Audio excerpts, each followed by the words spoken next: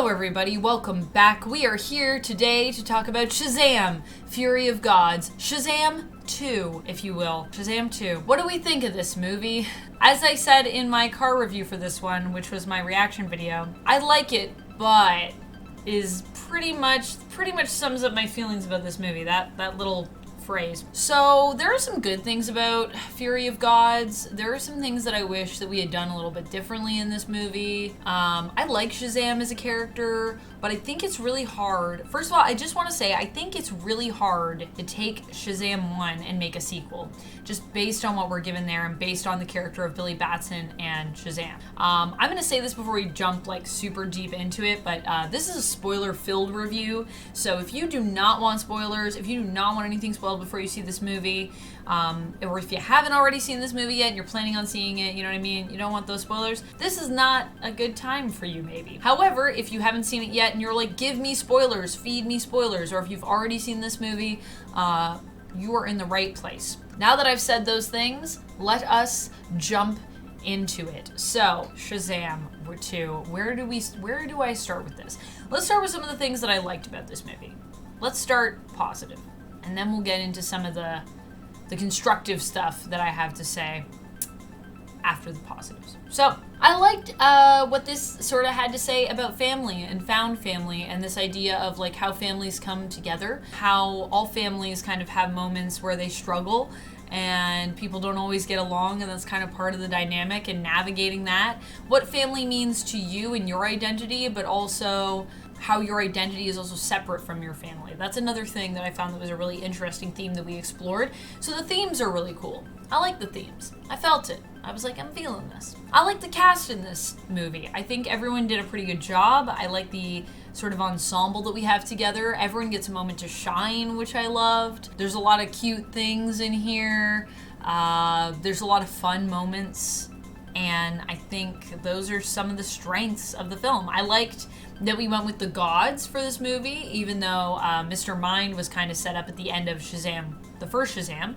Now we're come back to that, but we'll get to that a little bit later. But I do like that we kind of deviated and went with the gods. I think that was an interesting choice. For the Daughters of Atlas, who are the villains in this movie, we have 3 of them. We have Helen Mirren as Hespera, who I loved Helen Mirren in this movie, by the way. Helen Mirren's just always a good time, you know? Helen Mirren, I don't think can really do wrong. Every time I've seen her, I've really enjoyed her performance, and this is no exception. Was she maybe squandered on this movie? Maybe. But I mean, I still think that she was really fun and brought something to it. And then we've also got Lucy Liu as Calypso. I just love Lucy Liu. I love when Lucy Liu also just gets to have fun, and I feel like in this movie you can really see that she's having a good time, and that made me have a good time, if I'm being honest. We have Rachel Zegler, who played Anthea. So we have those 3 bad ladies, and they are here to take over Earth, sort of. Well, just to break Earth. Well, they're kind of conflicted about it. And that's the thing that I like, is that within their unit, they're a family, they're 3 sisters, but even they have disagreements, like the Shazam family. Even they don't always gel, they don't always have synergy. And I think there actually was an opportunity for us in this movie to make a stronger theme tie-in with the story with that. But we'll get into that, because we're about to jump into the part where I just talk about things that I think could have been done better, that I didn't like as much. So I'm sorry I only have like a few things to say. There's some funny parts in this movie too, I will say. It did make me chuckle. I did get some laughs in. It was a good time in that regard. But yeah, I really, those are the main things that I liked about the film. So those are the 3 staples. So sorry if I just was frozen for a minute there while I was talking. I don't know why, but Streamlabs does not like my webcam sometimes, and I guess it freezes. And when I looked it up, they were like, why don't you just delete anywhere else you've ever used your webcam ever? And I was like, that's not really a feasible way to fix this. So here we are again. I just restarted my computer. When in doubt, try turning it off and back on again. So back we go into the fray. So what I was saying is I'm moving into some of the negatives now, or some of the more constructive thoughts. They're not really negative per se, although there are some things that I'm probably going to say that are a bit negative about this movie. But for the most part, I would say these are constructive things that I just think we could have improved upon. Namely, as I was talking about the sisters, they kind of have a similar dynamic to the Shazam family at the time, where people just have different ideas about what to do and what the best route forward is. These sisters have been trapped, cut off in their realm for presumably thousands of years, and they've been trapped there. They basically are not happy about that and just want to either reconnect to the world or maybe cause pain to the world that they blame for their imprisonment, depending on which sister we're talking about. Calypso is definitely more in the mood to wreak some havoc, which makes sense because I believe she has chaos powers, whereas Hespera is more of a, let's never mind that, let's not be humanity and hurt us in the same way, hurt them in the same way they would have hurt us. Let's, just regrow what we have here, because that's all we want to do.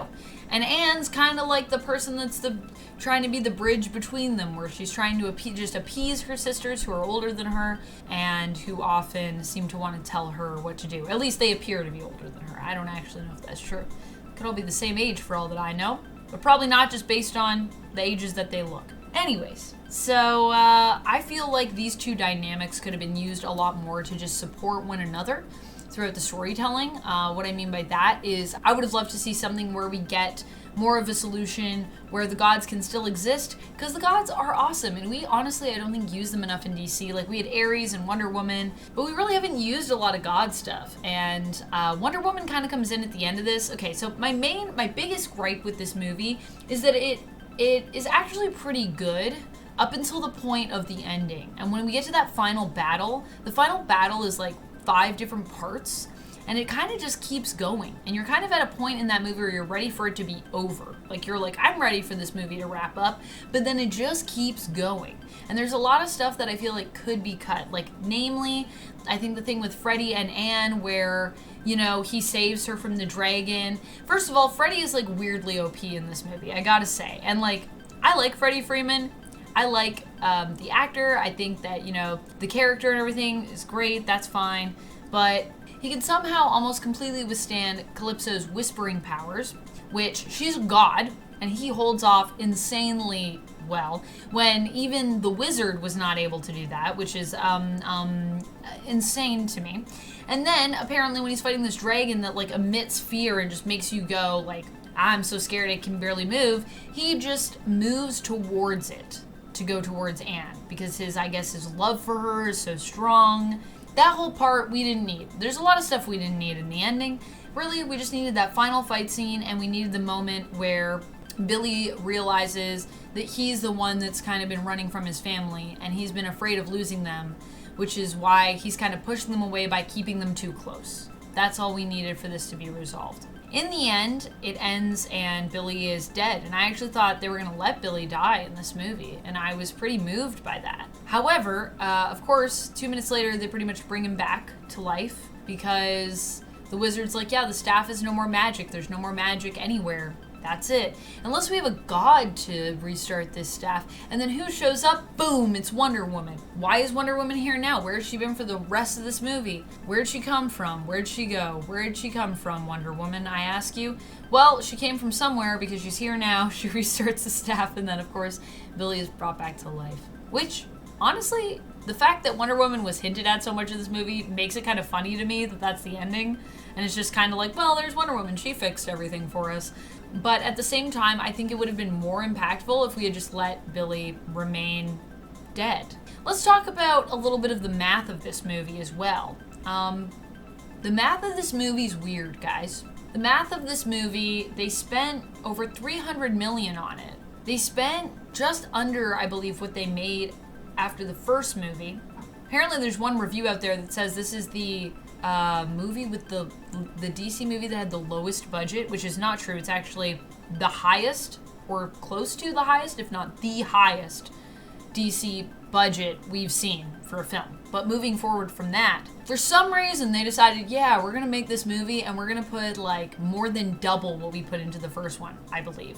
Which Is that a good idea? Because it's still a 2, and I know you're hoping that this will do better, and I know that the first Shazam still is holding 90% on Rotten Tomatoes. It still is a movie that everyone loved, and I mean, I also loved the first Shazam. I thought it was really fun. It was just a good time. But this, why would you put that much into it? It's still a sequel. Traditionally, sequels tend to not do as well. It's very rare that I think you get a sequel that actually does better. So that just doesn't really make any sense to me. The fact that this ending goes on forever, and the fact that I do think some of the immaturity of Billy as Shazam kind of wears on me a little bit, it makes this movie not as enjoyable, and it's just too long. Like, it just needed to be cut down, I think. It also is, you know, could be a little bit more streamlined in terms of what it's doing. I wish things folded in a little bit better. Yeah, it just feels a little bit like they went in a bunch of directions, and then rather than cut it down, they kind of chose to just like keep as much in as they could, but it doesn't make the movie stronger. Also, I think Shazam's going to be getting a new name like he is in the comics. In the comics, apparently his new name is going to be the Captain, and at the end of this movie, they allude to the fact that, like, you know, there's this whole thing, Billy doesn't know what his real name is, and so at the end he asks the wizard, like, what is my name anyways? What is my superhero name? And the wizard's like, Shazam, and he's like, oh, like, of course. And then Freddy's still like, I still think we could do better. And apparently I just heard that, like, the Captain is going to be the new name of Shazam, so I guess maybe we're going to be changing that in the movie as well, because Shazam will be in the Justice Society, or whatever is left of that after the Flash movie happens. I don't know what's happening. New 52, here we come, but in the DCU. So yeah, I don't know what's really going on with this one. It's a bummer, because I was really hoping that Shazam was going to be, like, really good. Like, I really liked the first one. And I mean, it's still good. I would still say, like, if you really want to go see Shazam, you'll probably still enjoy it. It's just wears a little thin as you get closer to the end. Up until, like, kind of when it gets to that climactic moment, I think it's actually pretty decent. And I do love that they still brought Mr. Mind back at the end, which, as I was talking about before, that is I think the end credits scene that we get with Dr. Sylvana, who's still in prison, and Mr. Mind comes in, just worming it up, and is like, hey, it's me, it's been a while, but I'm here. And Dr. Sylvana makes the fun inside joke of like, dude, it's been like 2 years.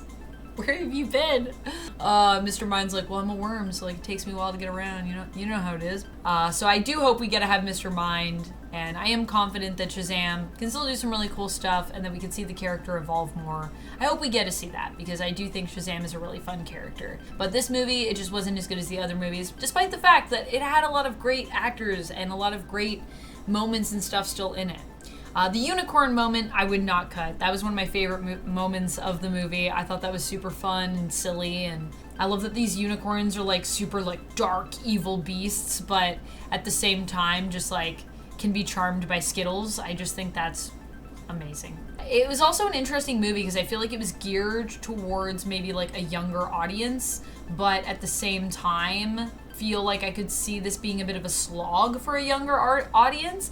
So I'm kind of confused as to like what the demographic they were really trying to go towards was. Like, was it older or was it younger or was it both? And how does that... And there's also a lot of like little swears in this movie that I personally think if you have like a younger kid, you might not be inclined to want to, I don't know, expose them to that. I don't know. I think it depends also on the parent, but I'm sure there are a lot of parents out there that don't want to expose their kids to swears. And this movie, there's a lot of, I don't even know I can say this on YouTube, so please bleep me if I can't say this, but there's a lot of sucking that they talk about. They talk about and this sucks. They say that a lot, and I was like, I feel like this is a weird thing to put in a movie if you're gearing it towards kids. I'm not sure what the audience is. So that's another thing that I feel like they could have nailed a little bit more. Anyways, those are my thoughts on Shazam. The reviews for this film are all over the place, but if you would like to see a review response, let me know. I would love to jump into that with you, and we could go through some of them. That's all I have for this one. Thank you so much for watching. Stay nerdy, do all the YouTube things, like, comment, subscribe, but mostly, take care of yourself. Have a good day. Go watch something you love. Go treat yourself to a good movie or a good comic or a good story. And until next time, stay nerdy, and I'll see you. Bye.